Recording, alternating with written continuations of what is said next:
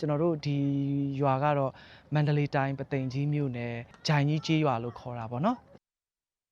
မတ်လမှာပေါ့နော်ပြက်အားပြင်းတဲ့ငလျင်ကြီးနောက်ဆက်တွဲမှာဆိုရင်ဒီရွာမှာပျက်စီးဆုံးရှုံးမှုတွေလည်းရှိတယ်အိမ်တွေလည်းပျက်စီးမှုတွေရှိတယ်မြေတွေအက်ကွဲသွားတယ်ပေါ့နော်အကြောင်းကြီးတွေဖြစ်သွားတယ်အိမ်တွေလည်းရိုင်သွားတယ်နွားတင်းကုတ်တွေလည်းပျက်စီးကုန်တယ်ပေါ့နော်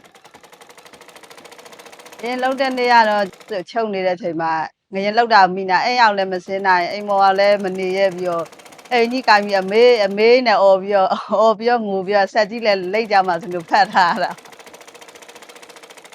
ညကန်းတဲ့ဘေးလည်းဖြစ်တော့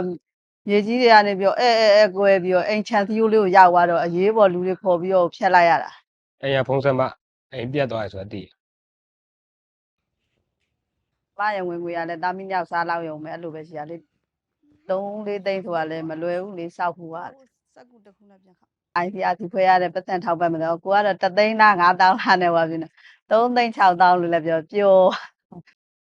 စောက်ခါကတော့အဲ့လို ICRC ကနေပြီးတော့ထောက်ပတ်တဲ့ပတ်စံလေးကိုလက်သမားကနေနဲ့တုံးပြလိုက်ပါတယ်ငလျင်ကြောင့်မို့ထိခိုက်ပျက်စီးသွားတဲ့အိမ်အောင်စုတွေကိုလည်းကျွန်တော်တို့ multi purpose cash grant လို့ခေါ်တဲ့အထွေထွေဘတ်စုံ3ပေါ့နော်ငွေသားပံ့ပိုးမှု3,600,000ကိုကျွန်တော်တို့အိမ်အောင်စု30နီးပါးလောက်ကိုလည်း ICRC အနေနဲ့ပေါ့နော်ပံ့ပိုးပေးနိုင်ခဲ့တယ်ပေါ့နော်ကျမတို့စီကရောက်ပေါင်နေတော့လေဘယ်သူမှတိတ်မလာကြအောင်အကူအညီနေနဲ့ ICRC ကလာပေးတဲ့အတွက်ကျေးဇူးတော်မတအားတင်ပြီးပျော်လဲပျော်ပါတယ်လို့ကျေးဇူးလည်းတင်ပါတယ်